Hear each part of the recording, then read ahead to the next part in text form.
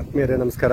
ನಾನು ದೇವರಾಜ್ ರೆಡ್ಡಿ, ಅಂತರ್ಜಲ ತಜ್ಞ, ಚಿತ್ರದುರ್ಗದ ಜಿಯೋ ರೈನ್ ವಾಟರ್ ಬೋರ್ಡ್ ಸಂಸ್ಥೆಯ ಮುಖ್ಯಸ್ಥ. ಆತ್ಮೀಯರೇ, ನಮ್ಮ ಯೂಟ್ಯೂಬ್ ಚಾನಲ್ಗೆ ತಮಗೆಲ್ಲ ಸ್ವಾಗತ. ಇವತ್ತು ನಾನು ಉತ್ತರ ಕನ್ನಡ ಜಿಲ್ಲೆಯ ಮುಂಡಗೋಡು ಹತ್ರ ಇದ್ದೀನಿ. ಮುಂಡಗೋಡು ಮಳೆ ಜಾಸ್ತಿ ಬರುವಂಥ ಪ್ರದೇಶ. ಮುಂಡಗೋಡದಲ್ಲಿ ಸಾಕಷ್ಟು ನಿಮಗೆಲ್ಲ ಗೊತ್ತಿದೆ, ಟಿಬೇಟಿಯನ್ಸ್ ಕ್ಯಾಂಪ್ ಅಂತ. ಮುಂಡಗೋಡು ಅಂದ ತಕ್ಷಣ ನಮಗೆಲ್ಲ ಗೊತ್ತಾಗ್ತಕ್ಕಂಥದ್ದು. ಇಲ್ಲೊಂದು ಟಿಬೇಟಿಯನ್ಸ್ ಕ್ಯಾಂಪ್ ತೋರಿಸ್ತಾ ಇದ್ದೀನಿ. ಇದು ಟಿಬೇಟಿಯನ್ ಕ್ಯಾಂಪ್ಗೆ ಕೇವಲ 1 ಕಿಲೋಮೀಟರ್ ಅಂತರದಲ್ಲಿ ಇಲ್ಲೊಂದು ಕೃಷಿ ಜಮೀನು ಕಾಣಿಸ್ತಾ ಇದೆಯಲ್ಲ, ಆ ಯೆಲ್ಲೋ ಕಲರ್ ಕ್ಯಾಂಪಸ್. ಸುಮಾರು ಒಂದು 60 ಎಕರೆ ಕ್ಯಾಂಪಸ್ ಇರ್ತಕ್ಕಂಥದ್ದು. ಆ ಮುಂಡಗೋಡು ಟಿಬೇಟಿಯನ್ ಕ್ಯಾಂಪ್ ಪಕ್ಕದಲ್ಲೇ ಇಲ್ಲೊಂದು ಕೃಷಿ ಭೂಮಿಯಲ್ಲಿ ಇದ್ದೀನಿ. ಈ ಒಂದು ಕೃಷಿ ಭೂಮಿಯಲ್ಲಿ ಇವ್ರದ್ದು ಸುಮಾರು ಒಂದು 6 ಎಕರೆ ಜಾಗ. 6 ಎಕರೆ ಕೃಷಿ ಭೂಮಿಯಲ್ಲಿ ಈ ರೈತ ಸುಮಾರು 18 ಬೋರ್ವೆಲ್ ಕೊಟ್ಟಿದ್ದಾರೆ. 6 ಎಕರೆ ಕೃಷಿ ಭೂಮಿಯಲ್ಲಿ 18 ಬೋರ್ವೆಲ್. ಇಲ್ಲಿ ಬೋರ್ ನಂಬರ್ 1, ಇಲ್ಲೊಂದು ಕಂದಕ ಕ್ಯಾವಿಟಿ ಏನು ಕಾಣಿಸ್ತಾ ಇದೆಯಲ್ಲ, ಈ ಜಾಗ ನೋಡಿ. ಯೂಶಲಿ ನಮಗೆಲ್ಲ ವಾಸ್ತು ಭಾಳ ಇಷ್ಟ ಇರ್ತದೆ. ಇಲ್ಲೊಂದು ಬೋರ್ವೆಲ್ ನೀರು ಬರಲಿಲ್ಲ, ಇದೊಂದು ಕ್ಯಾವಿಟಿ ಥರನೇ ಆಗಿದೆ. ಅಂದರೆ ಬೋರ್ವೆಲ್ ತೋಡುವಾಗ ನೀರೇ ಬಂದಿಲ್ಲ, ಹಾಗಾಗಿ ಬೋರ್ವೆಲ್ನ ಮುಚ್ಚಿದ್ದಾರೆ. ಮುಚ್ಚುವ ಕ್ರಮನೂ ಸ್ವಲ್ಪ ಸರಿಯಾಗಿಲ್ಲ. ಅಂದರೆ ಈ ಥರ ಕ್ಯಾವಿಟಿ ಇದ್ದಾಗ ಕುಸಿಬೋದು, ಮಕ್ಕಳು ಸಾನು ಬೀಳಲಿಕ್ಕೆ ಅವಕಾಶಗಳಿರ್ತದೆ. ಈ ಥರ ಇಂಥದ್ದು ಒಂದು ಜಾಗ. ಇಲ್ಲಿ ಸುಮಾರು ಬೋರ್ವೆಲ್ ಫೇಲ್ಯೂರ್ ಆಯಿತು. ಇದಾದಮೇಲೆ ಮತ್ತೆ ಇಲ್ಲಿಂದ ಜಸ್ಟ್ ಒಂದು ಅಂತರದಲ್ಲೇ ಇಲ್ಲೊಂದು ಬೋರ್ವೆಲ್ ಪೌಡ್ರ್ ಕಾಣಿಸ್ತಾ ಇದೆಯಲ್ಲ, ಇಲ್ಲಿ ಒಂದು ಬೋರ್ವೆಲ್. ಇದು ಸಹ ನೀರು ಬರಲಿಲ್ಲ. ಇದಾದಮೇಲೆ ಮತ್ತೆ ಇನ್ನೂ ಸ್ವಲ್ಪ ಮುಂದೆ ಹೋದರು. ಮುಂದೆ ಹೋಗಿ ಈ ಜಾಗ ಕಾಣಿಸ್ತಾ ಇದೆಯಲ್ಲ, ಇದು ಬೋರ್ವೆಲ್ ನಂಬರ್ 3. ಇದು ಸಹ 400 ಅಡಿ ಅಷ್ಟು ಆಳ ಹೋಯಿತು. ಇದು ಸಹ ನೀರು ಸಿಕ್ಕಲಿಲ್ಲ. ಇಲ್ಲೇ ಜಸ್ಟ್ ವಿತಿನ್ 100 ಫೀಟ್ ಡಿಸ್ಟೆನ್ಸಲ್ಲೇ 3 ಬೋರ್ವೆಲ್ ಆಯಿತು. ಇದಾದಮೇಲೆ ಇಲ್ಲೊಂದು ತಗ್ಗು ಪ್ರದೇಶಕ್ಕೆ ಬಂದು ಇಲ್ಲೊಂದು ಬೋರ್ವೆಲ್ ಕಾಣಿಸ್ತದಿಲ್ಲ, ಈ ತಗ್ಗು ಪ್ರದೇಶದಲ್ಲಿ ಇಲ್ಲಿ ಬೋರ್ವೆಲ್ಸ್ ಅಲ್ಲಿ ಸ್ವಲ್ಪ 1 ಇಂಚು 1.5 ಇಂಚು ನೀರು ಸಿಕ್ತು. ಇದಾದಮೇಲೆ ಮತ್ತೆ ಇನ್ನೊಂದು ಇದೆ ಕೃಷಿ ಭೂಮಿಯಲ್ಲಿ ಇಲ್ಲೊಂದು JCB ಕಾಣಿಸ್ತಿಲ್ಲ, ಇದೊಂದು ಇರ್ತಕ್ಕಂಥ ಬೋರ್ವೆಲ್. ಇಲ್ಲೊಂದು ಬೋರ್ವೆಲ್, ಇದು ಸಹ ನೀರು ಸಫಿಷಿಯೆಂಟ್ ಸಿಗಲ್ಲ. ಈ ಥರ ಇವರ ಜಮೀನಲ್ಲಿ 18 ಬೋರ್ವೆಲ್ಗಳನ್ನ ಕುರಿತಾ ಹೋಗ್ತಿದ್ದಾರೆ. ಇಂಥ ಒಂದು ಪ್ರದೇಶದಲ್ಲಿ, ಮುಂಡಗೋಡದಂಥ ಒಂದು ಪ್ರದೇಶ, ಉತ್ತರ ಕನ್ನಡ ಜಿಲ್ಲೆ, ಕಾಡಿನ ಜಿಲ್ಲೆ, ಸಾಕಷ್ಟು ಮಳೆ ಬೀಳುವಂಥ ಪ್ರದೇಶದಲ್ಲಿ ನಾವು ಕಬ್ಬು ಬೆಳಿಬೇಕು. ಯಾಕಂದರೆ ಈ ಒಂದು ಭಾಗದಲ್ಲಿ ಕಬ್ಬಿನ ಕೃಷಿಗೆ ಭಾಳಷ್ಟು ಇಂಪಾರ್ಟೆನ್ಸ್ ಕೊಡ್ತಾ ಇದ್ದಾರೆ ಪ್ರತಿಯೊಬ್ಬರು. ಈಗ ಆಲ್ರೆಡಿ ಮುಂಡಗೋಡು ಅಂತ ತಕ್ಷಣ ಭತ್ತದ ನಾಡಿಗೆ ಸ್ವಾಗತ ಅಂತ ಹೇಳ್ತಾರೆ. ಭತ್ತದ ಜಿಲ್ಲೆ, ತಾಲೂಕಿಗೆ ಸ್ವಾಗತ. ಅಂದರೆ ಅತಿ ಹೆಚ್ಚು ಭತ್ತ ಬೆಳೀತಕ್ಕಂಥ ತಾಲೂಕಾಗಿತ್ತು ಮುಂಡಗೋಡ. ಇವತ್ತು ಮುಂಡಗೋಡ ಸ್ವಲ್ಪ ಅದರ ರೂಪಾಂತರ ಆಗಿ ಕಬ್ಬನ್ನು ಬೆಳೀತಕ್ಕಂಥ ಒಂದು ತಾಲೂಕು ಆಗ್ತಾ ಇದೆ. ಹಾಗೆ ಕಬ್ಬಿನ ಕೃಷಿಗೆ ಭಾಳಷ್ಟು ರೈತರು ಉತ್ಸಾಹದಿಂದ ಮುನ್ನುಗ್ತಾ ಇದ್ದಾರೆ. ಕಬ್ಬು ಬೆಳೀಲಿಕ್ಕೋಸ್ಕರವಾಗಿ ನಾವು ಬೋರ್ವೆಲ್ಗಳನ್ನು ಹಾಕಲೇಬೇಕಾಗುತ್ತೆ. ಭತ್ತ ಆದರೆ ಮಳೆಯಾಶ್ರಯಿತಾಗ ಭತ್ತ ಬೆಳೆದು ನಮ್ಗೆ ಅಷ್ಟೊಂದು ಇದಾಗೋದಿಲ್ಲ. ಇಂಥ ಸಂದರ್ಭದಲ್ಲಿ 18 ಬೋರ್ವೆಲ್ಗಳನ್ನು ಕೊರೆಸಿ ಎಲ್ಲ ವಿಫಲ ಆದಮೇಲೆ ಅಕ್ಕಪಕ್ಕದಲ್ಲೆಲ್ಲ ಕಬ್ಬು ಬೆಳೀತಾ ಇದ್ದಾರೆ. ನಮಗೂ ನೀರು ಸಿಕ್ಕಿದ್ದರೆ ನಾವು ಬೆಳೀತಾ ಇದ್ವಿ. ಜಸ್ಟ್ ಒಂದು ಸಾರಿ ನಿಮಗೆ ಈ ಒಂದು ಭಾಗವನ್ನು ತೋರಿಸ್ತೀನಿ, ಯಾವ ಥರ ಸನ್ನಿವೇಶ ಇದೆ ಅಂತಂದೇಳಿ. ನೋಡಿ, ಈ ಥರದ ಟೆರೈನ್ ಇದೆ ಇಲ್ಲಿ ಅಕ್ಕಪಕ್ಕದಲ್ಲೆಲ್ಲ. ಎಲ್ಲ ನೋಡಿ, ಈ ಗಿಡಮರಗಳು ಹೇಳ್ತಾ ಇದೆ ಇದೆಲ್ಲ ಮೊದಲು ಕಾಡಿರ್ತಕ್ಕಂಥ ಪ್ರದೇಶ ಅಂತ.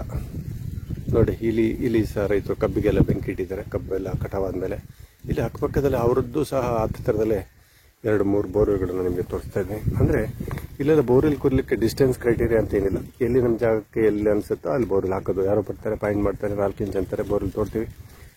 ನೋಡಿ, ಈ ಥರದಲ್ಲಿ ಇಡೀ ಪ್ರದೇಶ ಈಗ ಕಬ್ಬಿಗೆ ಕನ್ವರ್ಟ್ ಆಗ್ತಕ್ಕಂಥ ಜಾಗದಲ್ಲಿ ಇವರು ನನ್ನನ್ನು ಅಪ್ರೋಚ್ ಮಾಡಿದ್ರು. ಸರ್, ನಮಗೆ ಬೋರ್ವೆಲ್ ಕೊಡಿಸೋದು ಸಾಕು, ಇನ್ನು ನಮಗೆ ಏನಾದರೂ ಬೋರ್ವೆಲ್ ರೀಚಾರ್ಜ್ ಮಾಡ್ತಕ್ಕಂಥ ಒಂದು ಕಾನ್ಸೆಪ್ಟನ್ನು ಕೊಡಿ ಅಂತ ತಕ್ಷಣ ಇವರ ಕೃಷಿ ಭೂಮಿಗೆ ಬಂದೆ.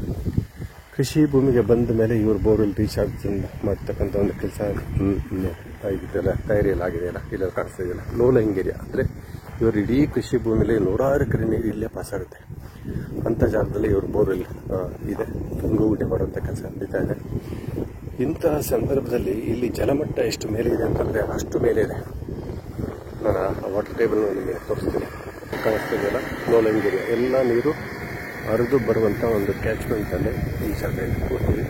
ಆ ಕಡೆಗೂ ಎತ್ತರದ ಜಾಗ, ಈ ಕಡೆಗೂ ಎತ್ತರದ ಜಾಗ. ಇದು ವ್ಯಾಲಿ.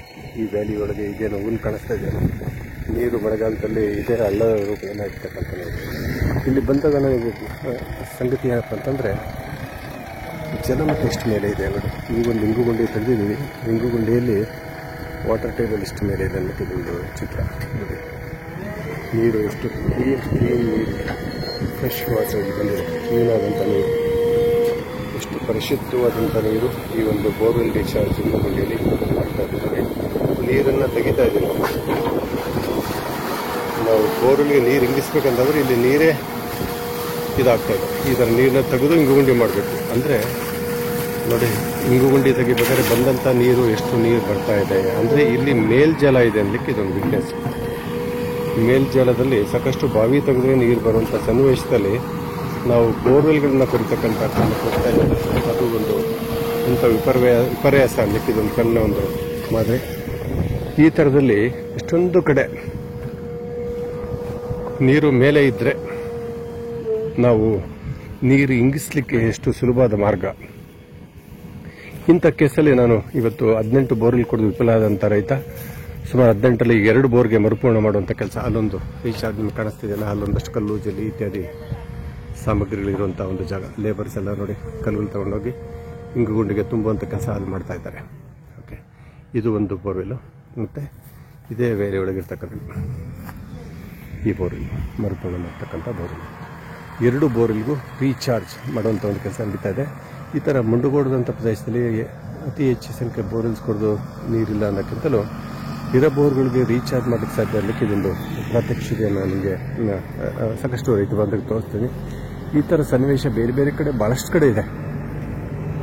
ಇಂಥ ಕೇಸಲ್ಲಿ ನಾವು ಪ್ರಯತ್ನಗಳನ್ನು ವ್ಯರ್ಥ ಮಾಡಿಕೊಂಡು ಹಣವನ್ನು ಅನಾಯಾಸ ಖರ್ಚು ಮಾಡಿಕೊಂಡು ಪಾಯಿಂಟ್ ಮಾಡೋರು ಸಿಗ್ತಾ ಇಲ್ಲ, ಪಾಯಿಂಟೇ ಸರಿ ಇಲ್ಲ, ನಮಗೆ ನೀರೇ ಸಿಕ್ಕಿಲ್ಲ, ದೇವರು ನಮಗೆ ನೀರಿನ ಅದೃಷ್ಟ ಕೊಟ್ಟಿಲ್ಲ ಅಂತ ಹೇಳಿ ಇದಾಗೋದು ಬೇಡ. ನಿಮ್ಮ ಜಮೀನಲ್ಲಿ ಬೀಳ್ತಕ್ಕಂಥ ನೀರನ್ನ ಕನ್ಸರ್ವ್ ಮಾಡಿದ್ರೆ ಖಂಡಿತ ಮಾರ್ಗಗಳಿದೆ ಅನ್ನಲಿಕ್ಕೆ ಒಂದು ಕಾನ್ಸೆಪ್ಟ್. ರೀಚಾರ್ಜ್ ಮಾಡೋದ್ರಿಂದ ನೀರನ್ನ ಇಂಪ್ರೂವ್ ಮಾಡ್ತಕ್ಕಂಥ ಒಂದು ಕಾನ್ಸೆಪ್ಟ್. ಮತ್ತೊಂದು ಕಾನ್ಸೆಪ್ಟ್ ಅಂದರೆ ನೋಡಿ, ಈ ಥರ ವ್ಯಾಲಿ ಇದೆ, ನೀರು ಹರಿದೋಗ್ತಾ ಇದೆ. ಈ ಜಾಗದಲ್ಲಿ ಬಾವಿ ತೆಗೆದ್ರೆ ಖಂಡಿತ ನೀರು ಸಿಗುತ್ತೆ, ಖಂಡಿತ ಬಾವಿ ತೆಗೆದ್ರೆ ಸಿಗುತ್ತೆ. ನೋಡಿ, ಈ ಜಮೀನಲ್ಲಿ ಸಣ್ಣದೊಂದು ಪಿಟ್ ಮಾಡಿದ್ರೆ ಸಾಕು, ಇವತ್ತು ನೀರಿನ ಪಸೆ ಇದೆ, ಇದೆಲ್ಲ ನೀರಿನ ಪಸೆಗಳಿದೆ ನೋಡಿ. ಇದು ಹುಲ್ಲು ಒಣಗ್ತಾ ಇರಲಿಲ್ಲ ಅಂದರೆ ಕಲ್ಟಿವೇಟ್ ಮಾಡೋಕ್ಕೆ ಆಗ್ತಾ ಇಲ್ಲ. ಅವ್ರು ಹೇಳ್ತಾರೆ ಇನ್ನು ಮಾರ್ಚ್ವರೆಗೂ ಇದೇ ಥರ ಇರ್ತದೆ ಅಂತ ಹೇಳ್ತಾರೆ. ಇಂಥ ಜಾಗಗಳಲ್ಲಿ ಬಾವಿಗಳನ್ನು ತೆಗಿಬೋದು. ಮಹಾರಾಷ್ಟ್ರದಲ್ಲಿ 100 ಫೀಟ್ ಅಂತ 80-100 ಅಡಿ ಬಾವಿಗಳು ತೆಗೆದು ಅದೇ ನೀರಿಂದ ಇವತ್ತು ದಾಳಿಂಬೆ, ದ್ರಾಕ್ಷಿ ಎಲ್ಲ ಥರದ ಬೆಳೆಗಳನ್ನ ಬೆಳೀತಾ ಇದ್ದಾರೆ.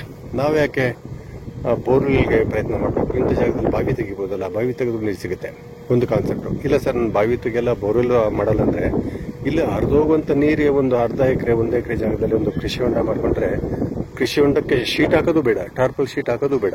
ಅದೇ ಥರದಲ್ಲಿ ಮಳೆ ನೀರಿಂದಲೇ ಬೇಕಾದ್ರೆ ನಾವು ಕೃಷಿಯನ್ನು ಮಾಡಲಿಕ್ಕೆ ಇಂಥ ಒಂದು ಜಾಗಗಳಲ್ಲಿ ಸಾಕಷ್ಟು ಅವಕಾಶಗಳಿದೆ. ಈ ಥರದ ಕೆಲಸಗಳನ್ನು ನಾವು ಮಾಡೋದು ಬಿಟ್ಕೊಂಡು ನೋಡಿ, ಇಲ್ಲೊಂದು ಬೋರ್ವೆಲ್ ತೋರಿಸ್ತಾ ಇದೆಯಲ್ಲ, ಇಲ್ಲಿ ನೀರು ಹರಿತಕ್ಕಂಥದ್ದೇ, ಇಲ್ಲಿ ನೋಡಿ ಬೋರ್ವೆಲ್ ಫೀಲ್ಡು, ಇಷ್ಟೇ ಅಂತರ, ನೀರಿಲ್ಲ. ಹಾಗಾಗಿ ಈ ಕೆಲಸಕ್ಕೆ ನೀವು ಕೈ ಹಾಕಿದರೆ ಶಾಶ್ವತವಾದ ಪರಿಹಾರ ಕಂಡುಕೊಬೋದು ಅನ್ನೋದನ್ನು ಈ ವಿಡಿಯೋ ನೀವು ನೋಡ್ತಾ ಇದ್ದೀರ. ಇದು ಮಾಡಿದರೆ ನೀವು ಸಹ ಅನ್ಸೈಂಟಿಫಿಕ್ ಆಗಿ ಬೋರ್ವೆಲ್ಸನ್ನು ಕೊಡಿಸೋದು ಬಿಟ್ಟು ಈ ಥರದಲ್ಲಿ ಬೋರ್ವೆಲ್ ರೀಚಾರ್ಜ್ ಮಾಡೋದು, ಬಾವಿಗಳನ್ನು ತರಿಸ್ತಕ್ಕಂಥದ್ದು, ಕೃಷಿ ಹೊಂಡಗಳನ್ನು ಮಾಡ್ತಕ್ಕಂಥದ್ದು, ಪಾಲಿಪಾಟ್ಸನ್ನು ಮಾಡ್ತಕ್ಕಂಥದ್ದಕ್ಕೆ ಸಾಕಷ್ಟು ದಾರಿಗಳಿದೆ. ನಾನು ಮಾತಾಡ ಮತ್ತೆ ಒತ್ತಿ ಅಂತ ನಮ್ಮ ವಿಡಿಯೋಸ್ ನೀವು ನೋಡ್ತಾ ಇರ್ತೀರಾ, ಎನ್ಕರೇಜ್ ಮಾಡ್ತಾ ಇದ್ದೀರಾ. ಇನ್ನೂ ಹೆಚ್ಚಿನ ಮಾಹಿತಿಯನ್ನು ಬೇರೆ ಬೇರೆ ರೂಪದಲ್ಲಿ ನಿಮಗೆ ಕೊಡ್ತಾ ಹೋಗ್ತೇನೆ ಅಂತ ಹೇಳ್ತಾ ನಿಮಗೆಲ್ಲ ವಂದಿಸ್ತೀನಿ. ನಮಸ್ಕಾರ.